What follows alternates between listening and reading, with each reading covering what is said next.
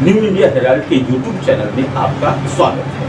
आज की कुछ अहम खबरों पर आइए डालते हैं एक नजर। भाजपा संसदीय दल की मीटिंग में प्रधानमंत्री नरेंद्र मोदी ने विपक्षी दलों के गठबंधन इंडिया पर निशाना साधा।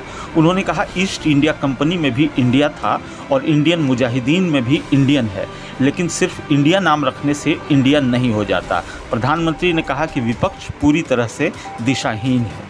कांग्रेस नेता राहुल गांधी ने पीएम मोदी के इंडिया पर दिए गए बयान के बाद प्रतिक्रिया दी है।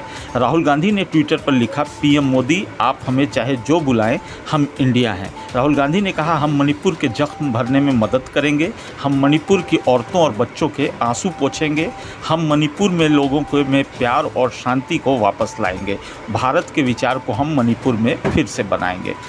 कांग्रेस अध्यक्ष और राज्यसभा में अपोजिशन लीडर मल्लिकार्जुन खड़गे ने भी पीएम के इंडिया पर बयान को लेकर ऐतराज जताया है।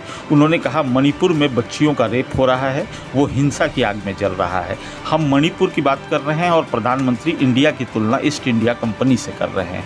अरे आप मणिपुर पर बात करिए ना। दिल्ली की एक अदालत ने हरियाणा के पूर्व मंत्री गोपाल गोयल कांडा को एयर होस्टेस गीतिका शर्मा को खुदकुशी के लिए उकसाने के मामले में बरी कर दिया है। कोर्ट ने गोपाल कांडा के साथ इस मामले में सह अभियुक्त अरुणा चड्डा को भी बरी कर दिया। अदालत ने कहा कि अभियोजन पक्ष दोषियों पर लगे आरोपों को संदेह से परे साबित नहीं कर पाया। मेघालय के पश्चिमी तुरा शहर में मुख्यमंत्री कार्यालय पर हमले के आरोप में पुलिस ने 18 लोगों को गिरफ्तार किया है। गिरफ्तार किए गए लोगों में 2 महिला भाजपा पदाधिकारी भी शामिल हैं। बता दें कि सीएम कार्यालय पर हमले में 5 पुलिसकर्मी घायल हो गए थे। सीएम कार्यालय पर हमले के लिए उकसाने का आरोप 2 टीएमसी नेताओं पर लगा है, जिनकी पुलिस द्वारा तलाश की जा रही है।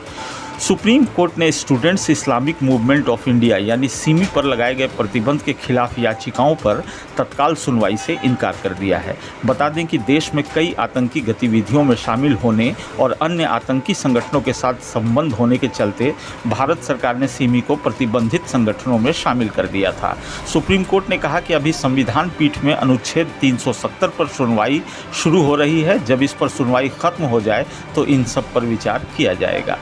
मणिपुर में कुकी और मैतेई समुदाय में जारी तनाव के बीच राज्य में म्यांमार के लोगों के आने का सिलसिला जारी है। सीमा पर कड़ी चौकसी के बावजूद पिछले हफ्ते ही 718 म्यांमारी नागरिक मणिपुर में अवैध तरीके से घुस गए। इनमें 301 बच्चे भी शामिल हैं। इसकी जानकारी सीमा की निगरानी कर रहे असम राइफल्स की ओर से दी गई है।